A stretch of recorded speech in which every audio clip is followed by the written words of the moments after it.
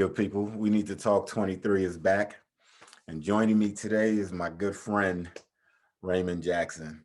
So, the reason for me sitting here and talking to Raymond Jackson today is because his son, Khyree Jackson, is the number one JUCO corner in the country, rated by ESPN 24/7 Sports. He's a four-star recruit, 6'4", 195, and he will be attending Alabama. Mr. Jackson, how are you this evening? I'm good, sir. How you feeling this evening? Pretty good, pretty good. My brother, I'm good. I'm feeling good, feeling great.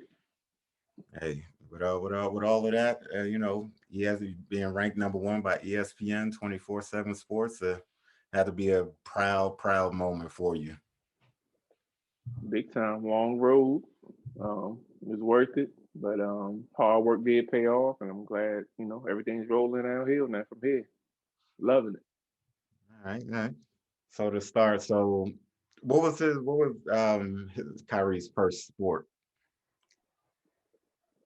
Kyrie's first sport. I'm gonna probably say track was actually his first sport. Um, I think it was he was going to I think a charter school at that time. He was running and his teacher came and was just like and told his mom like, hey, your son's running with the kids 2 years older than him. He's running right there with him. Have you guys thought about putting him in track? And I think at that time, Kyrie was only 6 years old, so he hadn't even started really playing sports yet. Mhm. And I was like, oh, okay, we can think about it, whatever, whatever. And she gave his mom the information and went out there and he ran track. So track was probably the first sport at like 6 years old that he started at. And was he? Because we know when we put kids out there and kids get to running, that's just running to them. But did it come natural or easy to him, or was it something? Of course, I know it's real technical when you think about like Olympic style track and field and everything. So did that come natural to him, or was it something that you all had to work at with him? I think running to a 6 year old is natural for every kid. Any kid that's just active, Mm-hmm. running is normal. You know what I'm saying? So he was already running. There was like nothing to him. I'm not gonna say it was natural. He definitely had to run it. Um, but he was, he had a tough streak in him because I saw a lot of kids bail out. It's hot out there. It's like, you know what I'm saying, when you're out in that sun running, and I saw a lot of kids bail out. Like, I can't do this. I don't want to do it. They cry. And he was young. He was 6. And he never cried. He never said, I don't want to do it. He kept pushing. He kept running. All right. So from track, where did he go from track to what? From track, we went to flag football. It was some flag football team. I think it was off Tucker Road, called Tucker Road something, off Tucker Road in Fort Washington. And I told him I got the information. I don't know where we found the information from. We found the information and we went out there. And then when I went out there, somebody spoke to me and was just like, hey, we really need a coach for this age group. And at that time, me and Kyrie just played catch with the football all the time. So once he heard me coach, he's like, yeah, Dad, you should coach. You should coach. And I was like, yeah, okay, I'll go ahead and do it. And I had a busy schedule, working a lot. So I was just like, okay, let's do it. And I coached. I coached that team actually for 2 years, 2 years straight. He did 2 years of flag football Okay. under me. And then so at that point, did you? I know it's going to sound like a weird question, but for where he is now, did you see that drive and that hunger? I know he's young, but some people swear that they see it in their kids or athletes that young. But did you see that drive in him at that age? Nah, it wasn't no drive. He was good though. Kyrie was really good. He was my quarterback. He was good. He could throw better than most of the other kids. I actually had a team full of athletes. They were all really good. But Kyrie could throw the best, and he was a good athlete. And he was good. He was really good though. He was good, but because we were already playing it a lot, just me and him, 3 years old, 4 years old, up until 6 years old. Mhm. And I'm not gonna say I knew. I'm gonna say at 6 years old, no, I just thought he was good. He's a bit of a spoiled little brat, Mhm. so his ass had a lot of times that he had to sit that ass on the sideline because he would do this. or cry, give me the ball, let me run, go have a seat, go have a seat. And but I knew he was pretty good at that time. I knew he could throw, he could catch, he could run. Um, but the toughness probably, like I said, came from track. When he was running he wasn't doing the short races like most kids do. At 6 years old, he was running a mile, which is not easy and not normal. And he ran it, never quit, always finished. And that's why I saw it hunger. I didn't say I knew he was gonna be running track, but I just was like, damn, he's pretty tough. But 6 years old, they're also kids are also like fearless. They don't give a shit. They'll do anything. And so, but in football, he was good. But I'm not gonna say at 6 years old, I could tell. I just knew he was good. He was my quarterback. He was spoiled. He cried a lot, sat his ass down a few times. But when he did play, he played well, definitely. See, and I think like one of the important things you said there was that when he got to talk, talking too much or whining, you weren't afraid to, say, look, you ride the pine for a little bit. You know what I mean? Oh I think yeah. that's a lot of parents are afraid to do that to their child, not knowing that shit will help them out tremendously when they get older and they start going Always. up in levels, and especially in football. So Hmm. that's good that that you did that, so that he knew, all right, look, it's not all about me, and there's certain things I can and can't do in the sport. So from there, when did you realize that football may be his thing? Was it 10, 11 years old, or at what age did you realize that football might be his thing? he, I'm gonna say, because after the 2 years of flag, we started football. I think his team was called PG Storm. We started there, and they did the normal thing that coaches do when you first get there. And it's you block, you learn how to block. He played the line, and Khyree played the line. They put him in the running back position a little bit. He was still. I knew he was good because I was then playing catch with him, working out with him and stuff. But you know, it's unfortunate that today's game is a lot of politics, Yeah. and it's unfortunate because a lot of kids miss out because of whether it's the coach's son, the coach's kids, their nephews, the team moms, their kids. You wouldn't believe how many coaches, hey, they do their favors for them. So he had to deal with a little bit of that for a couple of years. But I knew he was still good. But I'm gonna say I would say probably after we had to jump ship and we went to a couple different teams because I just felt like it was the same thing going on. It was the same thing. Hey, this is my son, this is my brother's son, and a lot of that bullshit goes, a lot of politics. But I'm gonna say probably around 9 or 10. I said he's pretty damn good, and that's also when I started to let him. I don't know what made me do it, but he started to play uh, above his age bracket, like above his weight. I'm gonna say weight bracket Okay. because in little league you could pretty much have the age, but if you're skinny, which he was skinny, Yeah. you can pretty much stay down and dominate. Always move them. Okay. I don't know why I did that. I just felt like it wasn't gonna make him better. I just was like always moved him up. So from little league, he never really played on his age group ever, except 1 year. 1 year, I decided to hold him down to his age group, and when I held him down that 1 year, he dominated. That 1 year, he dominated. That was probably around 10 years old. Got that. Dominated all the way through, and I went right back to playing under. You got to play up, play Mhm. up. I went right back to it. I gave him his 1 year to shine, and he never was the man. He was just always a good player. Mhm. He was good with track because at that time he had ran track now about 3 4 years, so he had good form running track. And that's what coaches would know. Like he ran track, dad. I'd be like, yeah, he ran track, and he was on a good track club too, so it definitely helped. All right. So I'm gonna So, say probably around 9 or 10 though, when I can say he might be able to play this game a little bit. all right. So was there ever a point? Because I mean, I got three boys myself, and I don't. I was, was there ever a point where you were hesitant? Because I know there's times where I'm looking at it like, shit, I don't know if I want my son out there taking them hits, because my Yeah. oldest he's big, so Yeah. that's his shit. If anybody was gonna play football out of my three, it would have been him. But was there ever a time that you were hesitant, whether it was early on or, maybe his first injury where you were like, I don't know about this? Well, thankfully he didn't have a lot of injuries early on. Okay. And actually Kyrie led the way. So, monkey see, monkey do with little kids, man. So when he was running track and he's an aftercare program, going to aftercare every day after school, when he see his teammates, not teammates, when he see his classmates, Mhm. parents coming there to the aftercare to pick the kids up with the equipment, and he see the shoulder pads going on, he like, Dad, where they going? I want to go. Where they going at? I want to play. I was like, well, we play flag, so we don't play tackle. So it didn't really take much. He played 2 years of flag, and I really made him play the second year. He Okay. didn't want to play the second year flag.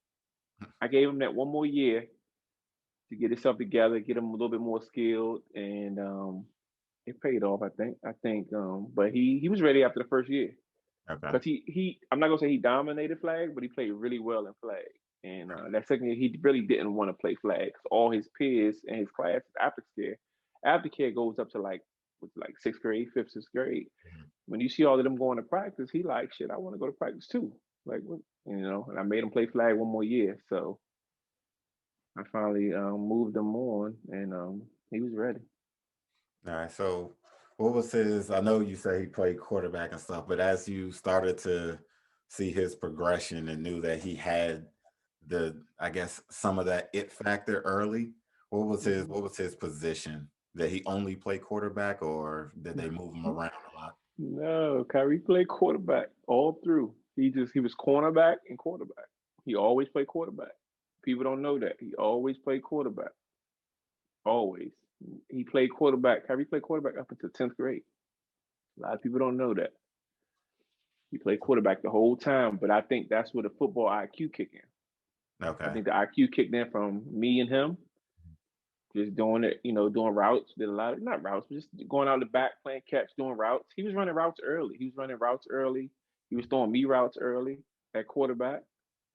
Um, Other people helped out. I had hookups where Coach Mike Hunter at Friendship Collegiate would say, "Hey, bring him on out. And he could throw with us." He's sixth grade, man, sixth, seventh grade, throwing balls to high school kids. You know what I mean? So catching balls from high school quarterbacks. So he definitely was around them, but he played quarterback the whole time up until 10th grade. Up until 10th grade, we went to uh, Springbrook in Silver Spring because I moved him there in middle. Me and his mom moved him there in middle school, and he was doing good academically. We kept him there. We said, "Shit, he's doing well. Let's keep him out there." Mhm.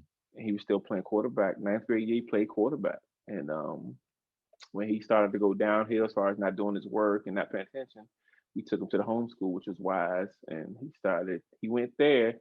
He decided he didn't want to play quarterback no more. Okay. So But that, there's that no doubt in my mind, he could have still kept playing quarterback, really. but it was it. I mean, I heard you say that, he decided he didn't want to play quarterback anymore. Do you think it was a conversation maybe with a coach or something that took him out of that mind frame, or you think it was just him like, I think I'll serve the team better doing something else? He just didn't want to play it no more, I guess. He played it his freshman year, he played it well. Um, and then the school he was at, which was Springbrook at that time, they wanted him to play varsity at ninth grade because the team that he played, his eighth grade team, which is the Bengals, a lot of those guys, I'm gonna say about 70% of those guys are in school right now. It's Okay. a hell of a team, good athletes. Um, they he's around skilled players. So by the time he got to ninth grade high school, he was a little bit more advanced than a lot of the other guys. And so when he went to Springbrook, who wasn't really known for football, they were known more so for basketball. Mhm. They loved him. They was like, "Hey, Dad, can we want him on varsity? We want this kid to play up high with us." And Kyrie's like 125 pounds, 130 pounds. No way, no way. Could he did it? I think he could have done it, but there's no way. I can't see my son 125 pounds playing against somebody who's going 18, 19 years old, about to go to Boston College or somewhere hitting him or whatever. So, but he played. He was very skilled, and I think that helped him kind of change his position because he knew they had a quarterback. Mhm. So if he did play varsity, he couldn't play it, but he ended up playing JV and he did play quarterback. But I don't know. When he went to Wise, he just didn't want to play it. He didn't really give a reason. He just didn't want to play it no more. And at the He time, wanted to he wanted to score some touchdowns. so at that time, so did you ever feel the need to kind of talk him out of not wanting to play quarterback, or were you just, like, all right, cool. If you don't want to play quarterback, I got you back. Or did you feel, I like I liked him at quarterback. I thought he was a really good quarterback. Tough. He was tough as hell. So he's a really good quarterback, I thought. But I know the truth too. So I told him, if you're not willing to do the basics, I did say that. If you're not willing to do the basics, meaning you see your Peyton Manning, you see your Tom Brady's working on their drop backs and progressions and all of that stuff. If you're not willing to do that type of stuff, you'll just be another athlete playing quarterback. We got a bunch of those. Yeah. And it normally don't work, and it normally doesn't work out. And I said, if you're not, I said, you can definitely still play it. And there's no doubt in my mind he could have still played it and been okay. Mm-hmm. But if he wasn't, and at that time he wasn't doing it, I said, if you're not willing to do those progressions and, drop backs and, all that type of, all of the little stuff, little knick-knack stuff quarterbacks do. If you're not willing to do that, you're just going to be an athlete playing quarterback. Yeah. And at that time, he wasn't a tall kid at all. He wasn't tall. He wasn't a big kid. Ninth grade, Kyree's 5'7", 5'6", 5'7", maybe 135. Yeah. I think he posted one of the pictures, and you can see how his uniform is pretty much swallowing him up. Yeah. So then, little guy. When he got to Wise, was it the receiver position? Did he walk right into a starting role on the team, or did he have to work his way up to that starting position at Wise? Well, for those that don't know, Wise is probably the best team in Maryland, hands down. I think over the last 7 to 8 years, maybe 17 years, probably the best. Besides the private schools, definitely public schools, the best. Mm-hmm. DC, Maryland, or Virginia. I don't think no team could really beat the Wise. They had that little stretch where nobody could beat them. And so hell yeah, he's walking into a situation where they got players already. They got guys already suited to go to school. Mm-hmm. And he had to work. There was no walking into anything. He walked there and he had to work. And right when he got there, he knew it was serious. I talked to the coach directly, which is Coach P, who said, "Hey, Dad, we hard body over here. We work out right after Christmas. We start working out every day. And if your son's not willing to be here every day and get better, then this might not be for him. But we hard body over here." And so once he did that, he was doing it. He was working out with him, and he wasn't used to that. He was on a team that didn't work out like that. That was really not really a good team. And he did it, and he did well, and he was doing really well. And then they had a 7-on-7 passing league, which he had never been a part of, and he said he was a part of that 7-on-7 passing league, and that's what kind of started it. He was playing receiver, and they had a good quarterback at that time. He's a small quarterback, but he was a really good quarterback. I think when Khyree got there, he could have definitely challenged him, definitely. And at that time, Khyree had grew a little bit, so Khyree definitely could have challenged him, but he said, "I don't want to play it, cornerback and receiver," and that's the way he went. So did Wise use him predominantly at receiver or at cornerback, or was it just 50-50? Wise is like a college. So when he got there, he joined 7-on-7 and was doing really well at 7-on-7. I was traveling with the team with him, going to the games. They were traveling different states, Pennsylvania, Delaware, some other places. He was doing well. Unfortunately, he broke his collarbone in Pennsylvania going into his 11th grade year and was unable to play. He didn't play that year. And when I went to pick him up, I made every tournament. I didn't make that tournament. they said he broke his collarbone. He's in the hospital. I jumped on the road. I want to say me and his mom jumped on the road, and we went to Pennsylvania and picked him up. And I don't remember who the guy was, and maybe he works for Wise. He said, "Hey, your son was doing his thing, and if him and that quarterback stay together, at this time he's 10th grade going into the 11th grade." Okay. He said, "If them two stay together, wow." I don't know who the guy was to this day. I don't know if he was the coach. I don't know who he was. And he broke his collarbone. He's like, it was a straight break, and he had to get surgery on that. But he was doing well at that time. I didn't know he was doing well. Not dominant, but I knew he was doing well. Where they had some plans for him to at least get in the mix, Okay. get in the mix. But they already had their people. He did not have to play defense at all because they had so much talent, Division I talent already playing defensive backs and safeties. So they didn't really need him over there. Okay. So and then this is always my concern with with high school, college athletes. So when he breaks his collarbone, did he ever get down or depressed, during that time because he couldn't play? And if he did, how did you and his mother handle that, trying to keep him upbeat? I don't think I did anything to really keep him upbeat. I think we said stuff to him, but we didn't do anything to keep him upbeat. I think he definitely was depressed about it, and he definitely went into the "I don't really care much" mode. He let his grades slip, and again, he came from a team that didn't really go to the playoffs. Wise went to the playoffs every year, so they were telling him, "Hey, keep your grades up, and you could join us later." And he was, really upset that he didn't play, let his grades slip, and when it was time to rejoin the team, which he could have, he didn't have the grades to rejoin the team, Okay. and he didn't rejoin the team, and they went on to win the state championship that year.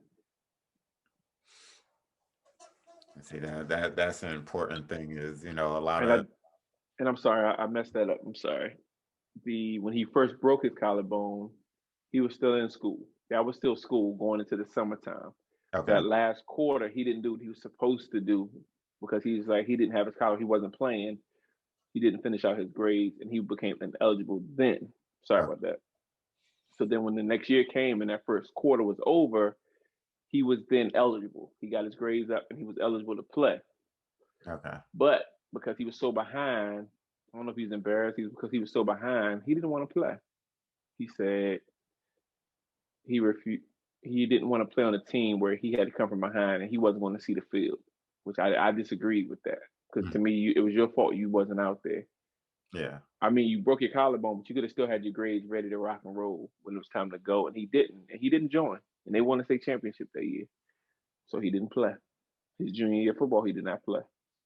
See, and I think that's what a lot of parents, whether I think a lot of parents miss that part of it. When the child gets hurt, the psychological, I think they miss the psychological part of it, and being that something that this child has probably done from, like you said, age 6 up until sophomore, junior, senior year, whatever the case may be, is it's not it's taken away from them due to injury, grades, whatever the case may be.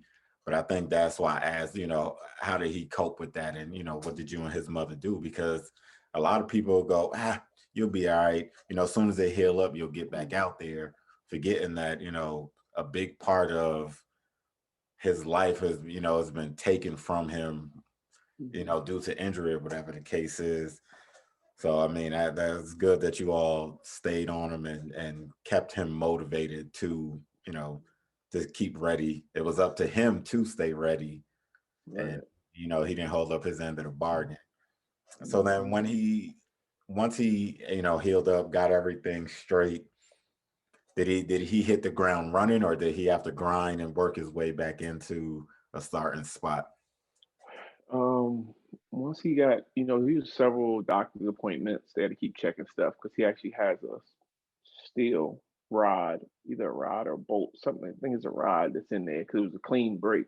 It was almost like this is your bone. It was clean. He would jump up to catch a ball. He dropped down, and I guess when you try to brace yourself, it broke in two spots. They put some rods, I guess, in there.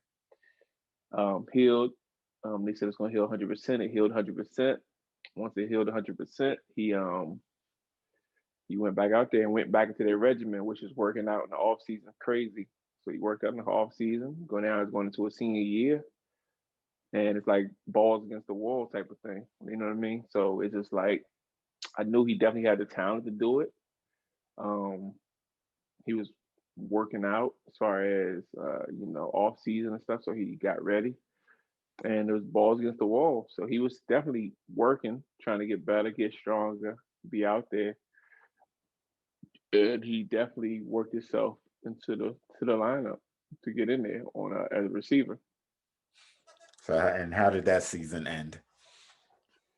State championship, 14-0.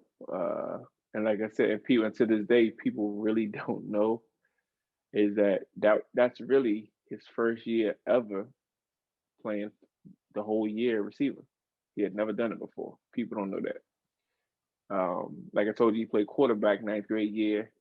His 10th grade year, he played.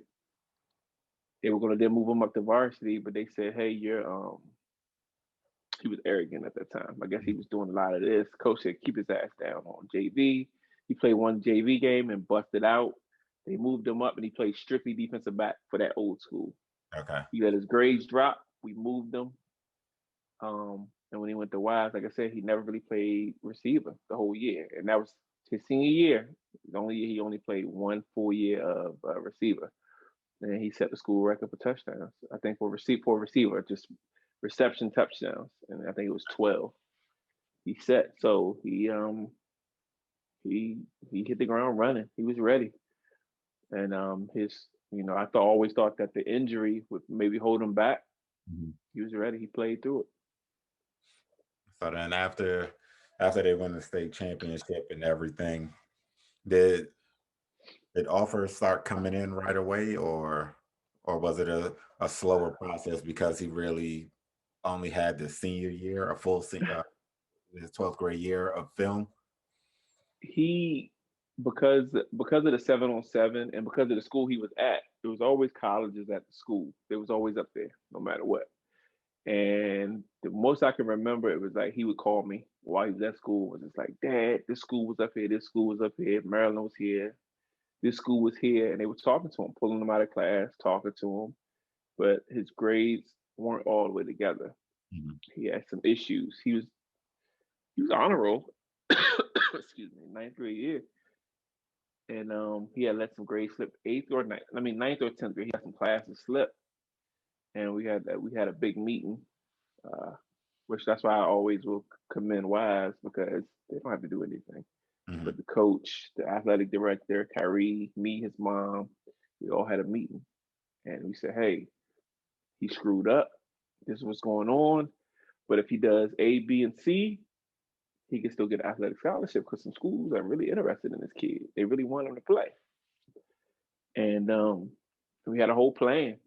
His senior year, he had to take 2 English courses. I think he might have to take I want to say he had to take a night class or a summer class. One of the two he had to take to catch up or redo. He had to redo a class. And he had a whole thing set up in place. So they were definitely talking to him every day, like daily.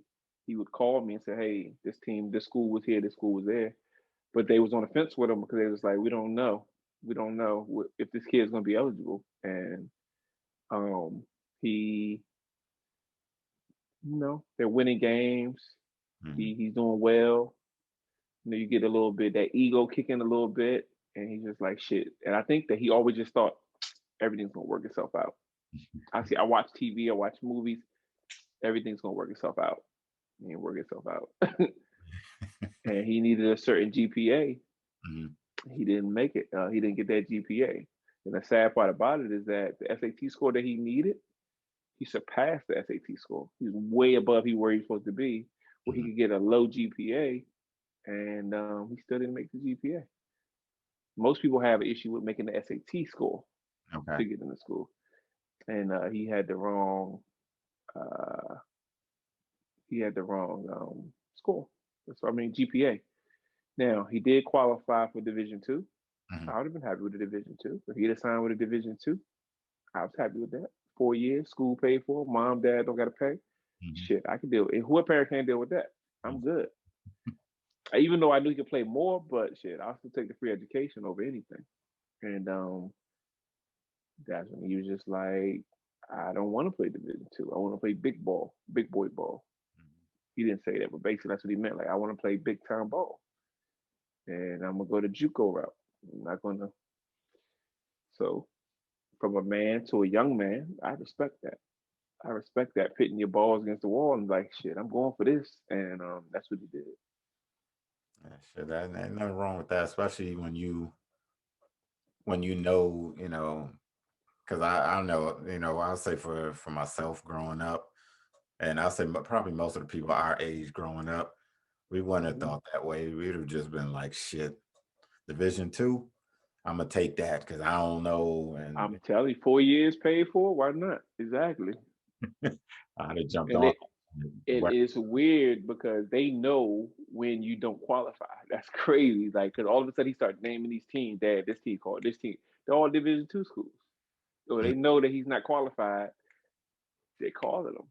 Come here, come here. You know, you didn't come here. We got you because we're not going to GPA, but basically he had the GPA. The SAT score, the GPA max to get Division 2, so he was fine.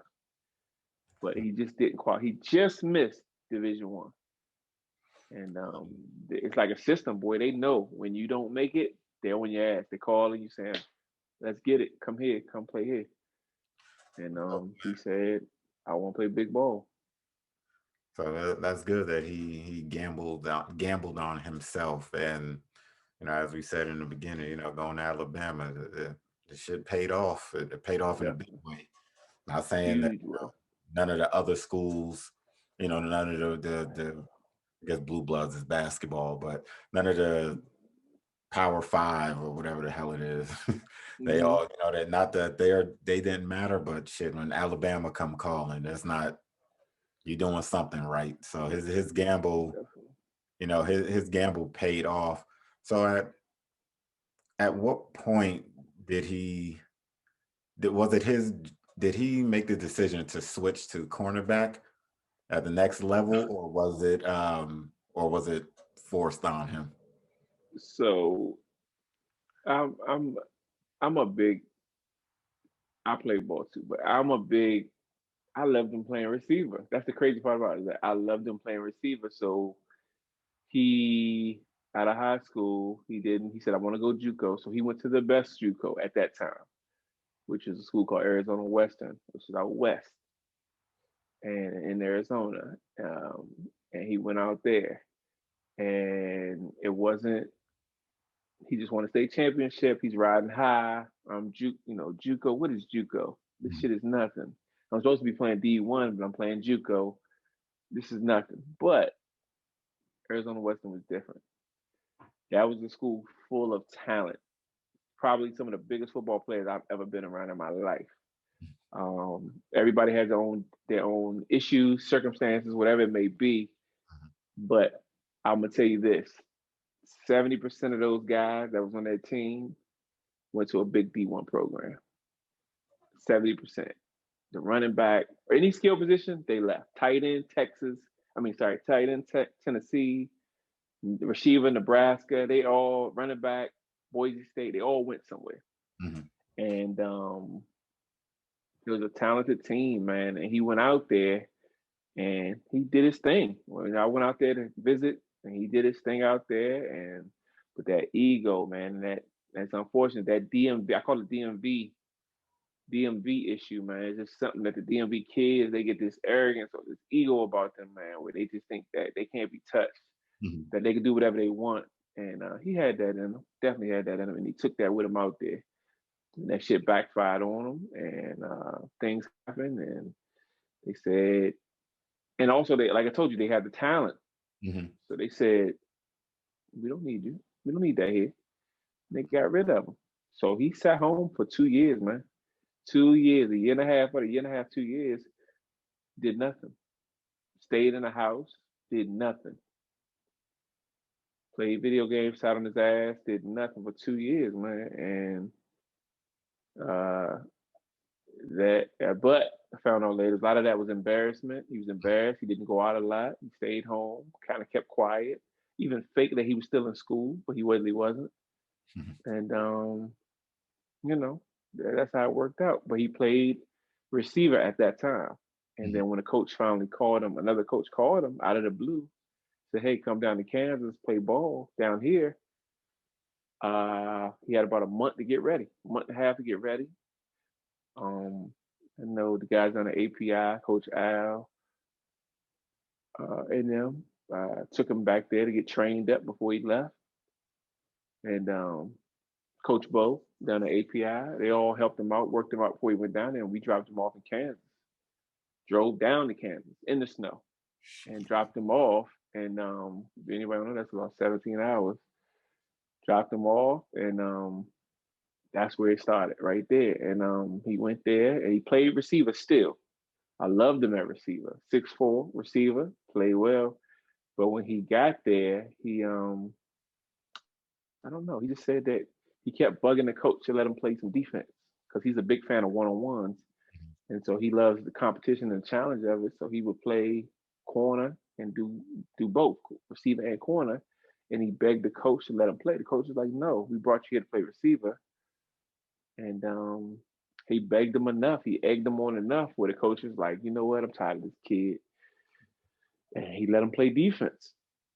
And when he let him play defense, he went against another stallion that played on the team. And they were battling going forward one-on-one. And that day, that's when he got his first offer because they were battling each other so much they both got the offer that day from East Carolina. East Carolina. And that's when the cornerback stuff started. And the coach just said, "Hey, we're going to still use you on offense a little bit, but you can play corner." And that's where it started from. So it was him begging the coach to let him play. And I'm telling him from the other side, "Hey, stop that shit. Don't." They paying for you, brother. Like, you don't go there to tell them what you're going to do. Mm-hmm. You listen, you do what the hell they need you to do. And he did. Hey, it worked out for him. He said it was a business decision. And like I said, he betted on himself because I loved him at receiver, but he said, I think he might have said it to me. He was like, I don't know. He said it, somebody else said, but it's not a lot of tall receivers, but it really is a lot of 6'3", 6'4" receivers now that can run, catch. But it ain't a lot of 6'3", 6'4" corners that can run, catch, and got good feet. And that's all him. I have nothing to do with that. I would never take claim to fame to that. That was all Khyree. I take claim to fame to working them out, getting them out there, running with them, getting them started, training them before people were really using trainers. I was already doing that with them. Camps, I was already really doing that with them. But I would never say even though he played corner his whole life, I would never say I wanted him to play receiver. And he switched it himself. That's all Khyree. He betted on himself and it worked out. Yeah, that's a hell of a gamble, but he knew something, or he felt something within himself to say, "You know what, I can do this too." Because like you said, a lot of people would have just been like, "Look, they gave me this scholarship to play receiver. I'm gonna just shut up and play receiver." But that's what I was saying, pretty much. Like, shut the hell up, just play ball. But I think the good thing though is that, like you said, I think he just incorporated everything that he learned over the years. Because like you said, him playing quarterback, like you said, that's where a high IQ comes in. Him playing receiver, he knows the route tree, he knows all of this other stuff. So now you're on the other side. For the most part, you know what you're looking at. A quick shift in the hips from the quarterback. A stare down, something like that. He knows, a receiver makes a little hand gesture, some shit. He knows exactly what to look for on the defensive side of the ball. So right before he got to Alabama, did he get the offer while he was at Fort Scott, or did he get that at another school? He got it at East Mississippi. He went to Fort Scott, and pretty much left him down there. Let him do. Me and his mom left him down there. Pretty much let him do what he needed to do down there, and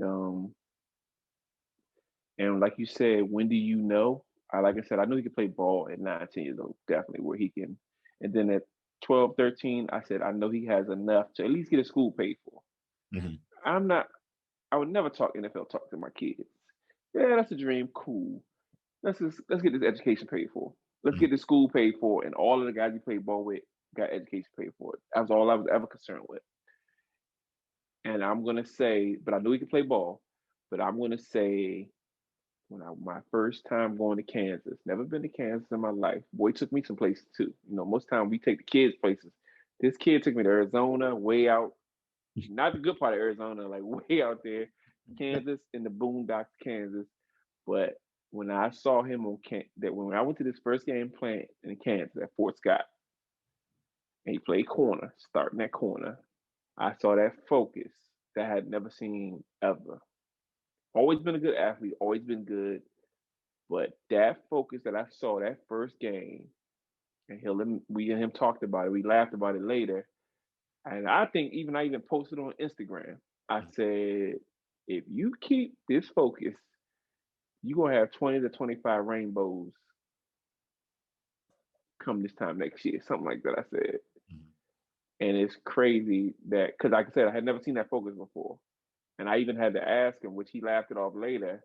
I was like, "Hey, you taking Adderall? You take like I had never seen this focus before in my son, so I was just like, are you taking something? Because that focus you had is something different. I never seen that before." He laughed it off. I'm like, no, I'm not taking nothing. So that's when I said he could play big time ball, and I told his mom. She was there at the game. I was just like, hey, if he stay like this, he could play big time ball. That's what we call it, just big time ball. Mm-hmm. Not saying Alabama. We're not even thinking Alabama. I'm just thinking he definitely get a scholarship and transfer from the JUCO. Easily, because from what I saw. And that's when I first knew that, damn, like if he keeps this up, he definitely can get his school paid for. Because remember, JUCO, your school's not paid for. You gotta grind to get the office. Mm-hmm. And at that time, he had got to East Carolina, but he didn't have any other offers at that time. So he had to still grind and get other stuff. So it worked out. Shout out to Coach Thomas too from East Carolina. So when you so like I said, and I don't want it to come off as me saying down to none of the other schools or anything, but when you got Coach Thomas. I'm sorry, Coach Thomas was at Fort Scott. I'm sorry, he was his defensive coordinator. I mean, he was his corner coach at Fort Scott. no, But it was another guy at East Carolina. I forgot. But go ahead. yeah, I was gonna say, so when the offers started coming in, I know you said East Carolina was the first one, and then from there, and you don't have to call out any school name or anything if you don't want to, and that's not what I'm asking. But when the big offers, when the really big ones started coming in, was it were you as excited as he was, or were you more excited than him? Just like, oh shit, this is really about to happen. Okay, so at Fort Scott, when he left Fort Scott, he probably had maybe 8 offers. I'm gonna say 8 offers. And the biggest school in those 8 offers is probably either Pitt and Oregon State. Oregon State was really all over him. Arizona was in there too a little bit, but I'm gonna say those two are the biggest schools. 7, 8 offers. I like East Carolina. I went there to visit. I loved it. I love what they was talking. So when he transferred, his coach left. He transferred to East Mississippi, and that's down south. It's in the heart of everything, and that's one of the best JUCOs you can go to also in the Mississippi League. And when he went there, he had a meeting with the coach, met with some coaches. Met with the coaches there, had some meetings. They knew who he was. He had his offers, and they reached out to the schools. They talked, and then it went from there. And I'm gonna say, nah, he was just as excited as me, man. We were both excited. His mom was excited. We were all excited. And it was more so with me. It was more like, oh, here we go. Like, what the hell's going on here? What's brewing? And it's to him, so I think he was kind of surprised too. Like, what the hell's going on here? Like, okay, this cool, okay. And then the big dogs start coming. And when the big dogs start coming, I think Utah at that time, Utah not big time now, but Utah was ranked like top 10 in the nation at that time. They came, and other ones just started coming. And I guess when you're down south, man, they notice more because you're down south. When he's in Kansas, he's in a good league, but down south, you're right there. Everybody's 2 hours away. Yeah. They can come talk to your coaches and relationships, and hey, I got this tall corner. He can run, he can jump, he can play, and it just went from there. But now he definitely was getting excited. He was calling me every day, every time they came through. He'd be like, Dad, yeah, I just got off the phone with Coach so and so. They just offered your boy. So it went like that. And so we was both hyped up. I'm not really the hype. I'm like you. I'm not, but I was definitely excited, man. I probably didn't show it as much because I didn't want him to get big headed with it. I just kind of was like, oh, that's good. That's good work. Keep working. Let's go. Keep working. But I get off the phone with him. It was like, like, let's go. But to him, I was like, yeah, good job. Keep working. You know, they might keep coming. But nah, when I hung up the phone with him, I was doing a whole bunch of dancing. Whole bunch. And his mom, I called his mom. We would talk about it. And now I wouldn't show him the hype, but I probably showed him the hype on a couple schools. But most of the time, I'm always laid back. I kept it pretty simple though.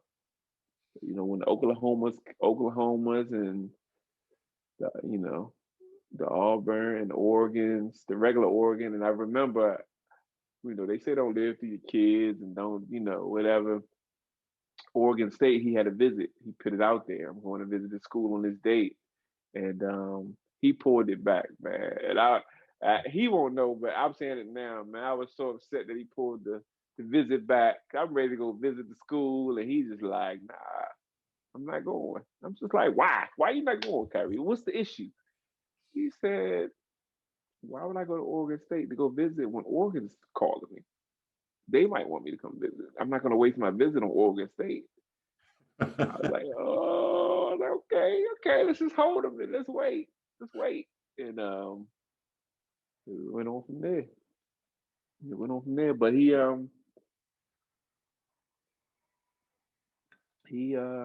definitely held back, and he just was patient, man. He was patient, and he's not really a patient kid at all. But he waited, and the big dogs came coming, and they came running, and became a recruiting battle. So now, when you find out that Alabama is interested, like I said, the Auburns, everybody else, but and I hate to say this because I'm a big Ohio State and Florida State fan, but but when Alabama comes calling, or when he calls you to tell you that that Alabama's interested in him, what's that conversation like? Well, the main issue was that, and this is Coach Buddy Stevens at East Mississippi. That's a junior college. First one to really break everything down to us. Khyree transfers into East Mississippi. He says, "Hey, son." And he talked to me and his mom on the phone. He said, "I told Khyree that because he transferred here, if he wants to go to these big SEC schools, because he said, I think they're going to come calling for him. He said, if he wants to go there, he has to do an extra semester here because he transferred. He got to do 3 consecutive semesters. But if he doesn't want to go SEC or I think Big Ten, he can leave in 2 semesters." And that's when Khyree wanted to leave. And at this time, Kyree's over JUCO. He's like, he's stressing out about JUCO, missing home. He's ready to go. He's like, Dad, as soon as I'm not waiting on anybody. And I said, I get you, but if some SEC big time schools start calling you, you might have to think about that. I said, but I get you. You're gonna make the best decision for you. At that time, Oklahoma was definitely number 1 on his radar. Meaning he could have left. He would be at Oklahoma right now because they're Big 10. I get it mixed up. Big 10 or Big 12. They're Big 12. They're Big 12. And so he didn't need to wait an extra semester. He could leave and go straight there. And I said, if one school from SEC call you, I got you. Yeah, make the best decision for you. You want to get out of there, get out of there. I said, but if you get a bunch of them, you never know. And he never knew he was going to get, and we didn't know Mhm. He ended up getting every SEC school offered him, from South Carolina, from Florida to Kentucky, Bama, Auburn, Georgia. They all came, and that'll freeze everything up. I don't give a damn who you are, and it froze everything up for him. And he's like, nah, I don't know now. That he didn't know. It was going to be Oklahoma for a Mhm. long time, and until like you said, when Bama come calling, man. And I think y'all just saw a little bit of Nick Saban's recruiting. Somebody recorded him and played it, Mhm. and man, that's how real he keep it. That's how real he keep. He talk real shit, and I thought Kyrie was never going to go to that. Not even close, Mhm. because we already talked about Alabama. It's a pipeline, man. You got to wait 6, 7 years to play, and all of that type stuff. So I never thought he would have picked Alabama, not even close. And then until we got on the line with them and we talked to them, man, and they talk some real stuff. And I'm a grown man. Mhm. He's not. He's a kid. He's not going to pick up all the stuff that me and you gonna pick up on. Yeah. And I talked to him afterwards. I said, listen, I know you're not going there. I know you don't want to go there, but they was kicking some real shit to you. Mhm. They was teaching, so they was throwing some jewels at you. And I don't know if you was catching them. Your dad was catching them though. And I told him what I caught. Everybody wants a top recruit. Everybody's gonna tell you they're gonna kiss your ass and tell you what you want to hear. This guy's telling you what you want to hear, but he's telling you what you don't want to hear. Mhm. In your fourth quarter, you come out your back pedal. You stand up high. You're not low no more. You could be a better tackler. I want to put some weight on you. Let me get weight so I get my hands on you. This is a guy who makes so and so millions a year. Mhm. He don't got to do anything. I can assign everybody to do everything. This man sat here and watched your tape and analyzed your tape. A man who makes this much money every year, and he makes sure 5 people sign off on you before it even gets to him. And then once he got to him, he broke your tape down. I said, "Hey, don't." I said, "I get what you're saying. I'm with you. You don't got to go there. But Mhm. I'm just telling you, he definitely was spitting some jewels at you." And so when he came back to me and was just like, "Hey," I was like, "Really?" He was like, "Just what you said." He was kicking some real shit to me, and it went from there. Yeah, that's that grown man conversation, that you had with him, and it's good that he picked up on it because, like I said, a lot of Days later, he picked up on it. Days later, he kicked in. Days later, I caught it when he said it. Mhm. Said it to him afterward. He didn't come back to me about that. About maybe 3, 4, maybe 5 days later. See, but the key is that he picked up on it because some kids would have just been like, man, I ain't trying to hear all of that. Like you said, this Mm-hmm. school over here, they got the cheerleaders waiting on me. They're gonna give me all of this and everything waiting for me. But like you said, when you got, like I said, you got Coach Nick Saban calling, and like I said, he calling you and he's telling you what you need to work on. It's just almost like, how the hell can you not, you know, go with that? Knowing, like I said, Mm-hmm. knowing their track record, and then knowing that you're speaking directly to the man. Because like you said, he could have had one of his other Somebody else. assistants or somebody else make that call and say, tell him I said Mm-hmm. this. But then when, like you said, Mm-hmm. on the line, with the man, and this is what he telling you, that shit. That's big It's time. hard. And he didn't have the glitz and the glamour in the background. You see, I got the nice pictures in the background. No, he had his office in his house, some regular background, sitting there talking. No glitz, no glamour, no flashy lights, nothing. Just facts. That's all he kicked was facts. And he's a defense, and he's a cornerback coach. Mhm. He said it out of his own mouth. He said, "Dad, if I had a chance, I would just coach corners. That's what I do." He said, "But hey, who gets paid the big money? Head coach." So that's why I'm a head coach. I respect that too. No, So, at least he was upfront and honest about it. mm-hmm. So during all of this, the pandemic hit and everything, and I know we kind of went over the whole story to get to this point, but I want to just touch on that. But as far as the pandemic and everything goes, how did did you and Khyree and his mother, how did you all deal with everything going on? Because like football stopped for a little bit, then it came back. Mhm. So how did you Yeah. all deal with that? Or first off, how did he deal with it knowing that everything stopped? He was actually doing a really good job, man. He was really patient about it. His coach decided to not play the season, which Hmm. saved him a year eligibility, but he was ready to play. Um, you couldn't visit schools, you couldn't be in contact with coaches, you couldn't. Even to this day, you still can't be in contact with coaches right now. Okay. But he couldn't go to schools. Those are free visits. If people don't know that, those are free visits. If you're a good recruit that people want you, you get five free. I believe five. Kerry said five free visits Hmm. to any of those. So if you got 10 schools, you can pick five and go visit them for free. They're going to take care of everything and get you out there. And he couldn't do none of that. And he was patient for a long time. He got a little anxious because a lot of kids, especially high school younger kids, they were just like, I'm gonna go here. And as you see now, a lot of kids are in the transfer portal. A lot of kids are switching, saying I don't want to go here no more because they were all feeling pressured to pick a school. Yeah. And he called me at least twice. And this is me. He might have told his mom other things, but he called me at least twice and was like, I'm ready to commit. I'm ready. I'm going here. I'm ready to go.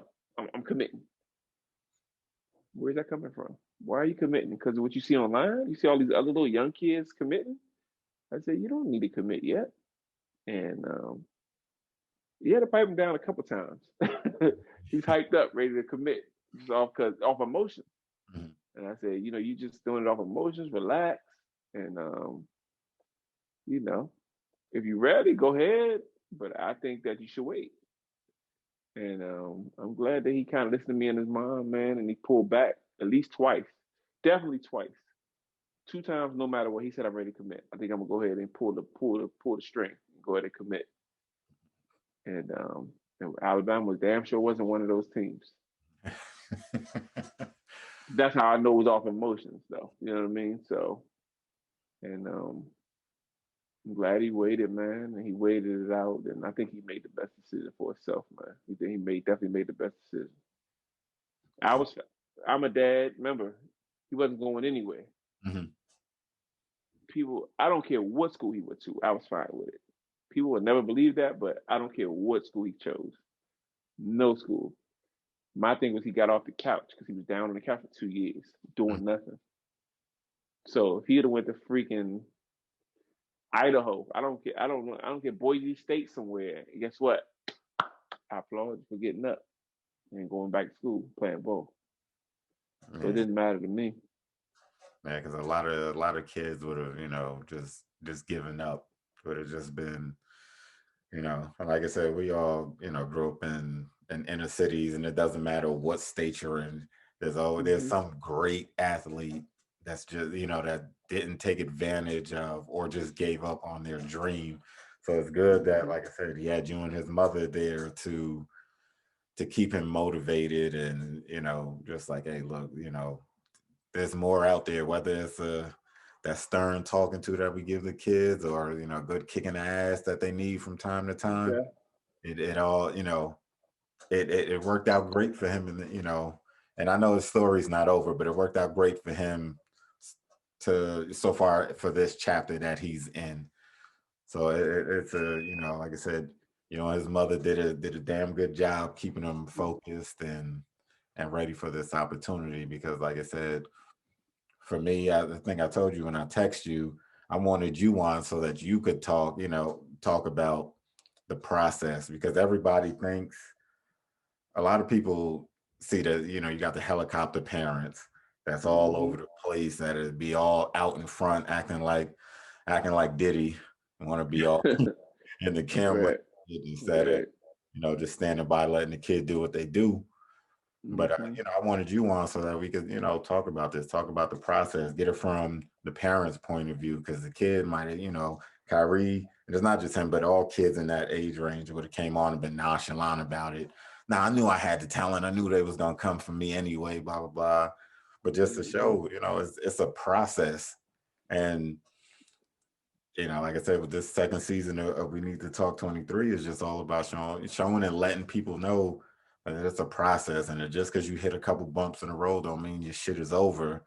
It Right. So, you but just got to stick to your plan or stick to the plan and hmm get there. Because, like I said, all have, about getting up. All about getting up, man. Like you said, you hit them bumps, and it's all about getting up, man. And he hit those bumps, and it's a lot of babying, man. I don't come from that, and I think we come from we already know we come from the same background, and we don't we nothing was given to us, man. You know what I'm saying? We had caring parents, but nothing was given. We both didn't have our dads in our life, so my job was to be there, man. And my job is I'm not going to baby walk you, man.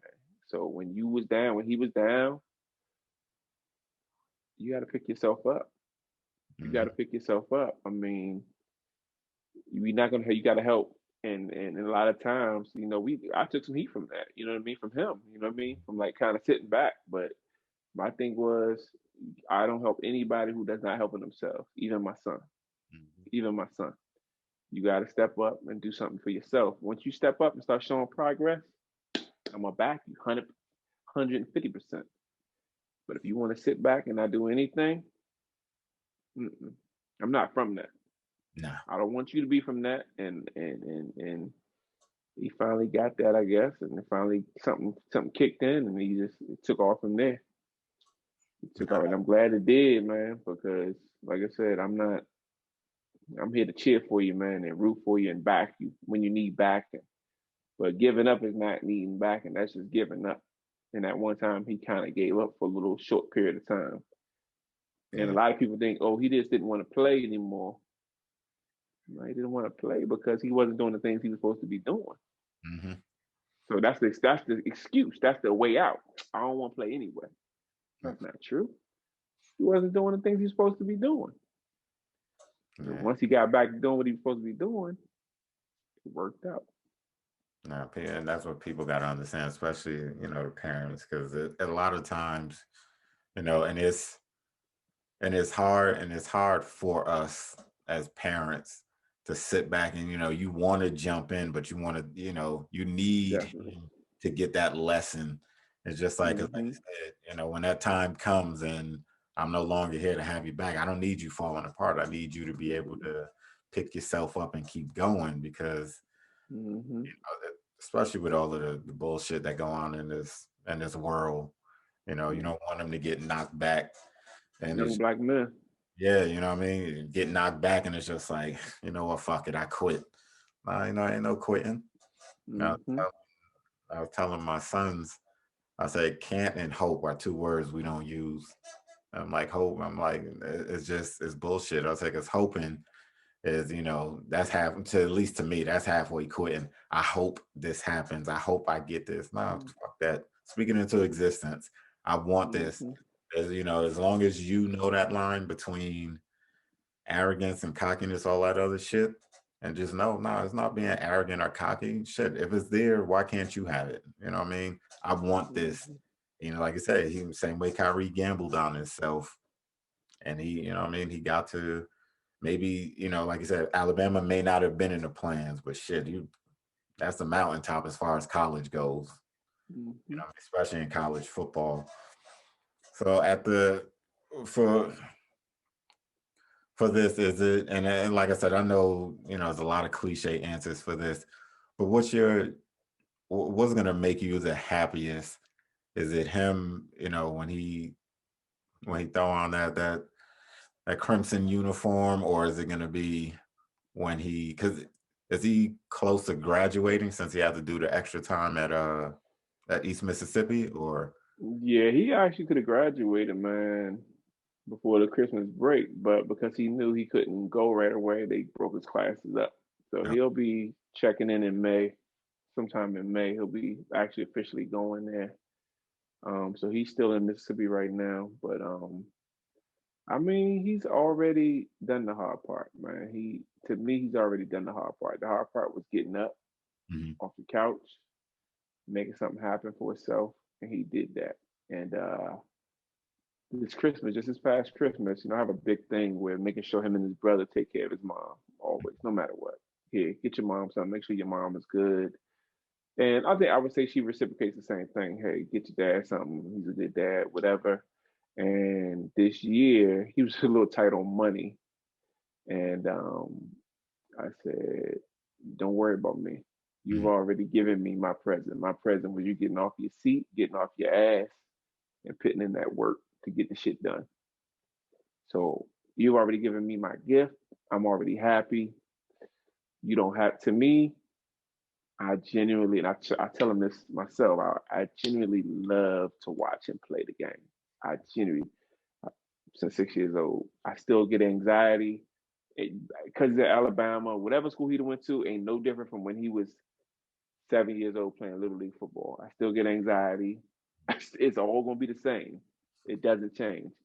But I genuinely love to watch him play the game, man. And I told him I wouldn't give a damn if you played 2, 3 years there. I love to watch you play. And so he's already past that point where I think that he's made me happy. I'm good. So to me, once he is officially a student at Bama and he gets his associate's degree at the junior college, because he will have that, I'll be happy, man. And once he gets there, get your education. And if anything else, everything else is bonus to me. I've always taught him that. A lot of people talk that NFL. I don't talk any of that. He cannot tell you. My dad says, when I get to the end, I've never done it because that's bonus. Right now, get your free education. That's for free. Travel like you the Beatles. Or we just talking about that a little while ago, a couple hours ago. Travel like you're a rock star, the Beatles. Look who joining us. My bad. I didn't mean to cut you off. Look who joining us. Who in there? Who joining us? Let's see when it pop up. Who's your man? Nah, you muted this thing. Oh, Yo. this guy. Yo. This late guy. What's good? What's good? Where you young man? Where you at? I'm at my man's crib, Mississippi State. Oh, you at Mississippi State? Steak and shake. Mm-hmm. Where you at? I'm eating steak and shake. Oh, okay. Nah. Oh well. Well, the question you just asked, Ringo, you said when. Oh, so basically, like I said, I'm happy, man, that once he transfers in and he do it, man. Get your education, travel like you're a rock star with the best team in the nation. Have fun with that shit. Just have fun with it, man. Play ball, have fun. Ain't no pressure. Your pressure's done. Play ball, have fun, and enjoy it. Enjoy it. Anything that come after that is bonus. Anything else come from that, job, league, networking, is bonus. And that's how I look at it. That's all. I look at it. So Khyree, so I mean, we done ran through everything. You know, we started from little league all the way up to now. So I got a couple quick questions for you. I know you out, but I appreciate you jumping in with us.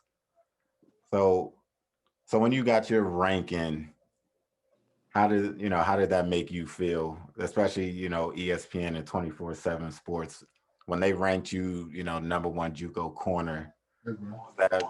What was the first thing that went through your mind? It felt good knowing that it's coming from a lot of hard work and coming from a place that maybe wasn't expected as much. So it definitely felt good to get the recognition. I felt like at first it was very under the radar, but it definitely felt good to finally get some notoriety. And when it did come, it came big. Yeah, that definitely. When you got ESPN, ranking you number one, that's a really big thing. So then my next question for you then would be, and I asked your father this, so I'm gonna ask you the same thing. So when you get that call from Alabama, what was that like? Now honestly, I really That's when I really knew it was real. Like I knew I could really play. When they called me, because that's one of the schools throughout the whole process I really didn't think about too much, because I just thought like they wouldn't even think to come recruit me and stuff like that. But once they did, it really opened my eyes to like my potential in the sport, and it definitely was a moment I won't forget getting that call. So, and then I know talking to your father over this last hour or so. So when you what gave you that that drive to switch from receiver to corner full time? Um, it was just not really never getting a chance to test out playing corner Okay. like throughout like high school. Uh, I played in a little league. That was probably the last time, but definitely in high school, not being able to really get to test it out. That was really drew me to playing corner. So yeah, that's really about it. And I knew in JUCO, like to make it out, you have to. When I was playing receiver, I knew you had to have a good quarterback to make it out, and I didn't really think our quarterback situation was going to work out. So he did, yeah, he did say something about that. He's just like, I don't know, it's not working. At least you were smart enough to realize that and not just stick in there and mess your future up, saying, you know what, I'm gonna stick with this quarterback. And like I said, I ain't taking no shots at none of the kids because I don't know any of the quarterbacks. But um, I think I'm trying to think. I don't want to throw too many questions at you because I know you said you out. But I got one for both of y'all. I'm gonna start with you though, Khyree. Give me your perfect. If you had to set a lineup on the field on the defensive side for cornerbacks, give me some starting corners that you will pick from all time. You could go back to Rob Woodson, wherever you go. Just give me your top corners. uh, I'm going Reeves, Oh Lord. Dion. Uh, Let me think who I want as my Nichols. I'm gonna take. Dang. Corners. I'm gonna go New Days right now. Right. Right now, I'm gonna take Ramsey, and then I'm gonna go with Xavier Howard. All right.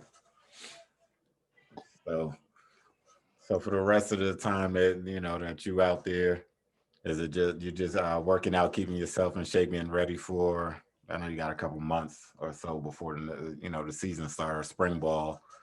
So what's your workout plan like during this time? Um, Out here I work out Monday through Thursday. One time a day, sometimes two, depending on how I feel. I'm mostly focusing on weights, so focusing on weight program. I put on weight since I've been down there. I'm like 197, 198 right now. So I'm trying to hit the 200 mark in the next month or so. So everything going good, just pushing a lot of weight, not so much field work. I feel like that part uh, is something that's comes to pretty natural. All right, Jack. So I see you back. So give me your top cornerbacks Is it regarding Kyrie or just in general? just in general. Uh, well, he had one. My definitely Dion is the goat. It's the number one.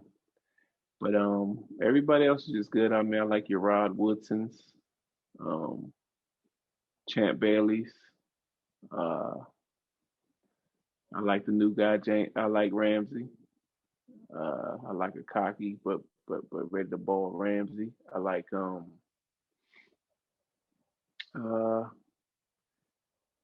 who else?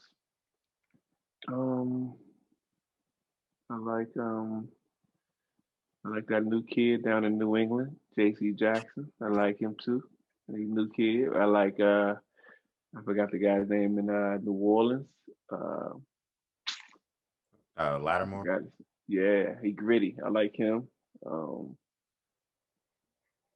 but it's a few more. I can't think off the top of my head, but those are just some of the ones that stand out to me, though. Definitely, I think Ramsey could have played, and Ramsey could have played in any decade. But Dion, Rod Woodson, Champ Bailey, they all, if you know, they're all about the same size. That 6'1", 6'2", long kind of frame. I like all of them kind of long and fast and can get to it. All right. All right. Me too. So, in close, so Khyree, I think my last question for you would be, so you can go ahead and enjoy the rest of your night. So if you had to give advice to any of these kids coming up, um, what's some advice that you could give them as far as, well, just any advice that you could give them? The biggest advice I can give is stay in your own lane and trust your own path. Uh, like everybody got different ways they're gonna get to where they want to get to, but you can't never force a certain lane that's maybe not meant for you. Mm-hmm. So that's probably the best advice I can give. All right, Jack, and then Jack, for the parents, what's some advice that you could give some of the parents that have, because I know, like you said, I know you've known you for the entire 18 years that I've been down here in the DMV. And you're real humble, but you already know what the title of this episode is going to be, parents and greatness. So, but what's some advice that you could give some of these parents, that, that are striving to have their child be in Kyree's position or anything? Well, first, I appreciate that, even though I don't like the greatness title, but I appreciate it though. Like you said, I am humble about the shit, but I think that as far as the parents is concerned, I guess challenge a kid, man. Don't just give them the easy way out. Just challenge them, man. And if you see something that they enjoy, which I thought I saw something that he enjoyed, and I thought he was, and you got to also think that he's pretty good at it. You know, try, push him that way. I get the whole you can't live through your kid. You can't. Why can't you? That's my thing. Why can't you? I'm not telling him to do what I want to do, but if he's leading that way, I'll help guide him. And I thought he was a pretty damn good football player, so I was just like, why not push him that way? And just challenge the kid, man. Push him. Don't give him the easy road out, man. Don't let them just quit when they want to quit. Challenge them. I'm gonna say be there a little bit more emotionally for him. I probably wasn't, because I'm a man about it, I guess. So I must probably say try to be there more emotionally for him and talk to him more. I won't say that I always did that. I think that me and his mom got a good balance. That's what the mom I think is there for. But as a dad, you got to be able to kind of do it a little bit too. But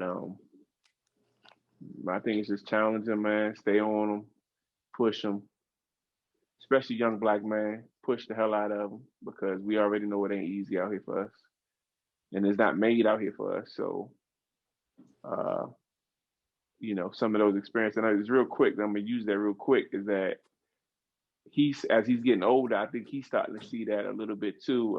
One day, just real quick, I'm meeting with him to pick up his brother.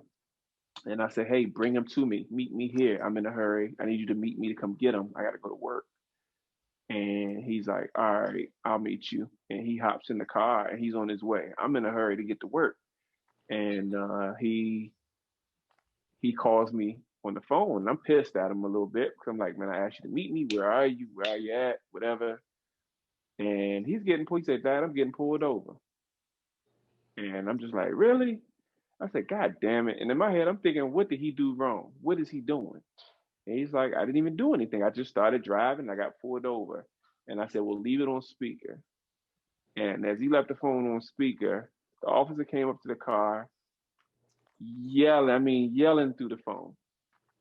Yelling through the phone. I can't remember exactly what he said, but slow your fucking car down. What do you like? I can't remember what he said to him, but he's basically screaming at him. And me as a father, you want to protect.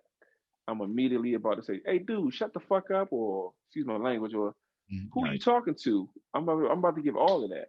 But I don't know what kept me quiet. I didn't say nothing. And he just left. You didn't give him a ticket. But that just shows you, for no reason, Khyree could have said, Dad, I was driving 80 and he pulled me over. Khyree said, I just pulled onto the road, Dad. And he pulled me over. And he said, I don't want to write no goddamn tickets today. But that just shows you, just you're young, you're black, you're driving the car. Look how you're getting treated. Mm.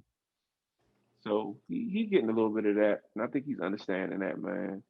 That we're, that young black man is a endangered species, man. And I think he get that. And that's why we got to stay on him and watch over him and watch him and try to keep him updated. But he's getting older, so he's starting to see that for himself.